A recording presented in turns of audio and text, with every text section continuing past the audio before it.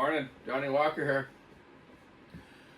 Wow, it's Wednesday morning. Went to a cool movie last night. Me and Shelly went out for dinner and a movie. Went to a good place called Milano's in Nanaimo. I had baked spaghetti, it was on special. And took a bunch of it home for lunch today too, but left it in Nanaimo. So now I gotta go back there for my lunch. But I was in Nanaimo last night, back to Parksville here to the underground saw shop. Got myself a Starbucks on the way. It's been a while since I've had my Starbucks, eh? Weird night last night. All of a sudden, falls hit us so hard. The rain yesterday was unreal. I think it was over 30 millimeters last night. It's still raining a bit out there. But when we got out of the movie at about 10 o'clock, or around there, it was sleet coming down. There was a bit of snow. So there was some snow here too and some power outages. My parents' power was out for a while. So, but they're all going again. Their water's not working, but it'll be happening once they get that power going for the water. They live in a trailer park, so they have to wait for the manager to come and fix the stuff. So yeah, any hydro guys out there and stuff that are getting power going already for the winter storms now after all the firefighting all year. Yeah, shout out to the firefighters of the summer and shout out to the BC hydro guys to keep our power going for the winter. Storm damage now, eh? So that movie was really interesting. That movie was called Gran Turismo Player. So it was based on on gamer kids, guys, girls, and people that game all the time. You know, we all get down on our kids about spending too much time on video games and the computer and staying inside. Well, you know, it's a different generation these days, you know. And in the old days, we didn't have that stuff. We barely had a TV. I think we had 3 or 4 channels, you know. You had to move the old rabbit ears and figure out how to get another channel in, eh? Friday night was Tommy Hunter, Saturday night NHL hockey, and then Sunday night was Disneyland. That was basically our thing. And after school, we maybe watched some Gilligan Island or something if we could tune that station in.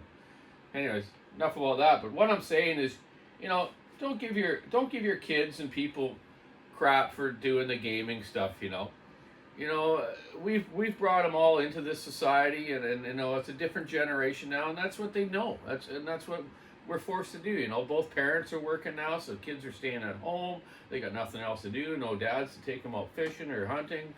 You know, there's a lot out there that do, but I'm just saying, you know, that's the way it is. So don't be hard on them. A lot of them turn out just fine, you know, just like the movie here. You should go see it.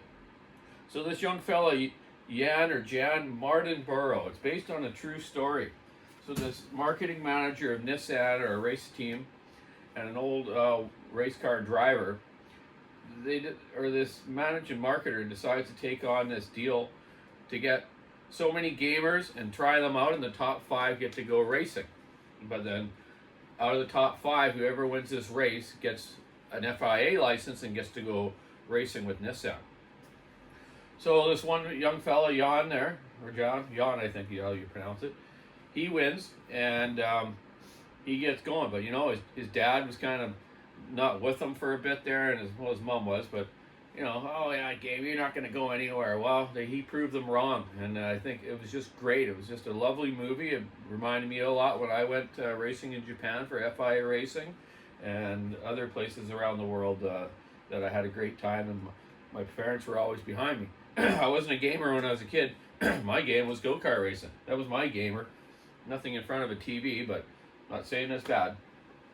So a very good movie, and he made it all the way to win Le Mans in a Nissan, and it was just a spectacular movie. It brought a tear to my eye, and I just want to say, you know, don't be hard on your kids for doing that. We've made them all, you know, it's our own fault in society for that, and the technology, right? So a lot of them get to go into computers or into engineering of a car, you know, stuff like that. So like I say, give everyone a chance. Everyone needs a chance, so stay happy, be safe, have a good life with your kids, man. Don't care what they're up to. Just try to judge them and get them going in the right direction. So this morning, I just wanted to show you all, like, wow, look, you see all these topping saws on the ground here? Lately, I've been collecting a bunch of them. Do I want to go over a few models? Here's the first old basic ones from McCullough. A Mac 35, great shape, no chain brake. They must have made millions of these. Here's a McCullough Mac 10. They finally came out with the chain brake. Okay? They worked okay. I worked on lots of these. Here's a still of a friend of mine that I'm going to restore and do a little video of it too. This is kind of Still's first kind of really good topping saw, professional one, 020 AVP. It's not a top handle, but it's still, you could use it with one hand if you're a strong logger, not like me, power saw mechanic. Here's another Still 009. It's in a bit beat up shape. Who knows what I'll do with that. And another Still, an 015L. Quite heavy, nose heavy, not very well balanced as you just seen. This little one was better, 009. Then we get Homelite, XL2.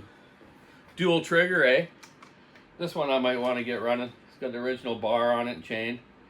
Kind of cool. The old 2 triggers, eh? So you can lean back and get a little farther or closer. Then we got an original Frontier automatic. Mark 1. These are made in Trail, BC in Canada here. And they made these for Frontier, Husky, John Thread, Skill Saw, you name it. They put all different names on them, just different colors. Speaking of that, I just scored this one from my neighbor. Unfortunately, my neighbor's husband passed away, and this was out on the boulevard just to give away. It's an original Skill Saw, topping saw, solid state ignition, original bar cover. I'm going to restore this in memory of Rob and do some cuts with it. It's called a model 1616 Chainsaw Deluxe. Inertia chain brake, automatic manual oiler. Yeah, cool. Go figure, eh? Skill Saw never made that. Frontier did. Now we get into the Huskies. This is a cool old Husky. A Husky 32. I'd never seen one of these until I scored it. It's got compression. Who knows? Maybe one day I'll get that happening with my other million projects I have going. And the good old Husky 35. Same thing, made by Frontier. These had the top switch. Some of them would actually electrocute a guy sometimes. The switch kind of would go faulty. So we used to put the toggle switch down here in the cover and put a ground strap to it. So that way it wasn't here in your hand and shocking you while you're using it. They had a chain brake, but this one's missing it. I do have one though. Great little saw. So that's it for my lineup of topping saws. You know, maybe some people want to comment of which ones they used when they started, which ones they like the best. Overall, the best one on the market these days is the 201 TC still. But I'm not knocking Huskies. They got a brand new 540T Mark II. So I wasn't very impressed with their first ones. We had a lot of issues with 540 Huskies, and we gave up selling them. So hopefully this new one will bring the customers back that want Huskies, and hopefully we get a couple so we can even try out. I don't even think we have one in our shop. I've seen one, but we haven't tried one yet. I've heard they got great power, so let's see how it goes. Yeah, so there you go. That's my lineup of little topping saws. Not that I use any of them, but we'll see how it goes. I'm gonna, like I say, I'm gonna restore a couple. The one 020 here for Dane and Steve. We'll see how it goes, and the rest of them, we'll see how it goes down the road. Okay, gonna pour it out a 390 right now. An 064 old school one for a fellow down in Washington State, which was very interesting. I phoned them up and talked to him about it. It was really dirty outside, looked like it'd been in a fire, but I took it apart. The motor is like brand new. And he told me a story years ago in 1996. He actually drove up in a rainstorm into Nanaimo here from Washington State to buy a 394 off his Walker Ice for his Woodbug sawmill. And he was telling me a story. I'm like, oh man, I remember that now. You guys came over in the ferry and you rushed up here in like a dump truck or something and bought the saw and off you went. Too funny. So yeah, I'm going to take care of his 064 now for him. And I'm also doing a 660 for a fella back in Pennsylvania, I believe. top end was perfect. He bought it used, but the bottom end bearings were shot. He had about half-inch play up and down on each side. So I just put new bottom end bearings in it at the Walker Saw Shop yesterday, new seals. And I'm going to port the cylinder today and go back and put it together. And do a muffler mod as well. So there you go. That's my day. Happy Wednesday. People call it hump day. Just another day that ends with Y. So like I said again about that movie, go check it out. Very good movie. Normally Shelly takes me to chick flicks, but finally she took me to this movie, which was very nice. Thank you very much, Shelly. Check it out, and don't give up on your kids, man. If they're gamers or whatever they are, man, they're still your kids, and everyone has a chance, and this movie just proves it, as well as other situations. I know other people that have kids, have kids that were gamers like that and into computers, but they all turned out fine too. Anyways, keep your saw on the wood, stick your knives, rubbing the road. Hug your kids today. My daughter's boyfriend's birthday was last night. Happy birthday, Matt.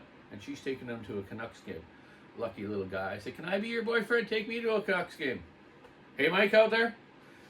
My buddy Mike from Prince George area. How you doing, buddy, up there? Anyways, check out WalkerSawShop.com online store. Have a great day. I got to get at her. Bye.